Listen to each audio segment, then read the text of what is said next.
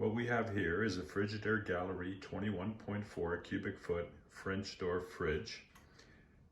This fridge is a counter depth fridge, and it has a lower freezer plus a flex drawer, which could be either a refrigerator or a freezer. Now, there are plenty of videos on YouTube for Frigidaire fridges and how to disassemble them, but I've never seen anything for this particular model. This model doesn't have any visible screws to be able to remove the panel. Now, the issue that I have with this fridge and the water dispenser specifically is that every time I go to get water,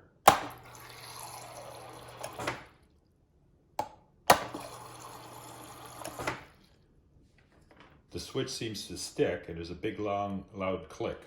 It almost feels like I'm breaking a chicken bone every time I go to get water. I'm going to see if I can get behind this panel to see whether I can get access to the switch and see if I can unstick it. Now that the power is off to the fridge and we're safe, we're going to need some kind of a tool to wedge underneath the panel to pull it back. So what I've got here is an old shoehorn that I've wrapped the tip with packing tape to prevent it from scratching. And I'm going to insert it in the gap beneath the panel and then pull it back.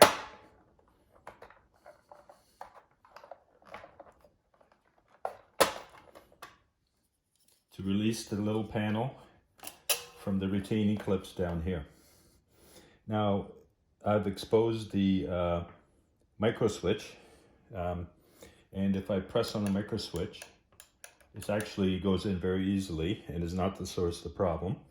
However, what I discovered was that there was all kinds of syrupy goo around the outside of this panel that was actually sticking and causing it to make it difficult to go in and out and causing the loud clicking sound. So I'm going to go away, clean this up, and then show you how to reinstall the panel. Okay, now I've cleaned up the panel and I've cleaned it all the way around here. And just as a quick tip, put the ice in the glass first and then put your soda on top of the ice. That way you won't be spraying sugary syrup all the way around and gooing up the mechanism. So now what we're going to do is insert the top of the panel and then pushing in at the bottom, and it snaps right in. When I take my glass now and press in, it's nice and smooth and there's no loud clicking sound anymore. Now let's go and turn the power back on.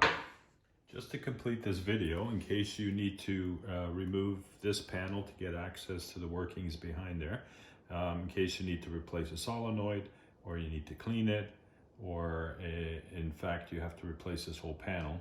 In order to take this panel off, there are no screws to undo.